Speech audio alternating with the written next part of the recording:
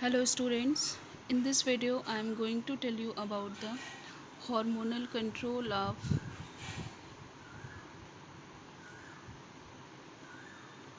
oogenesis.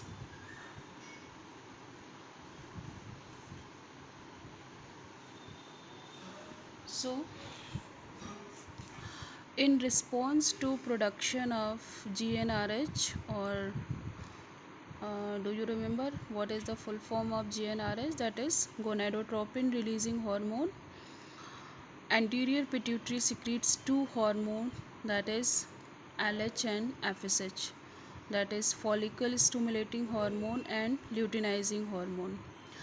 FSH stimulates follicular growth. FSH stimulates follicular growth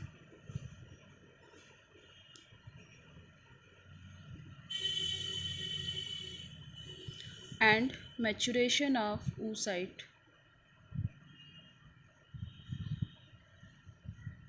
Maturation of oocyte, as you have seen in earlier video how the primary oocytes converted into secondary oocytes, then this Graafian follicle. So this FSH stimulate this process, and granulosa cells of developing ovarian follicle produces estrogen. Granulosa cells of developing ovarian follicle produces hormone estrogen. In the presence of high titer of both, see here, this will produce estrogen, and in the presence of high titer of both estrogen and LH, high titer of LH and estrogen. In your NCERT book it is written over there, LH surge. This stimulate ovulation. LH surge I will explain you in menstrual cycle. So see here, this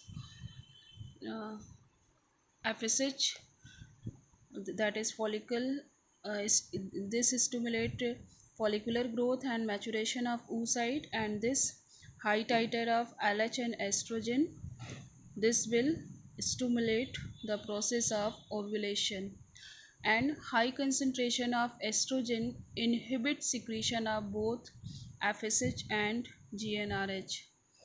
High concentration of estrogen will inhibit this, that is negative feedback.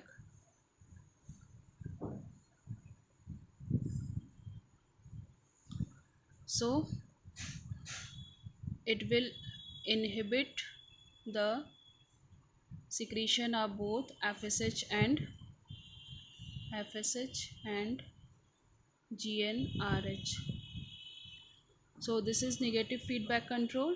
LH helps in converting ruptured Graafian follicle into corpus luteum, and this as I shown you here, this is corpus luteum, and I told you that this after rupturing will secrete progesterone. So LH helps in converting ruptured Graafian follicle into corpus luteum, and the latter secrete progesterone. See, this is also called as pregnancy hormone. It maintains the pregnancy. High concentration of progesterone inhibits further release of LH. This one, not this one. Further release of LH from anterior pituitary and GnRH from hypothalamus. So this is another example of negative feedback.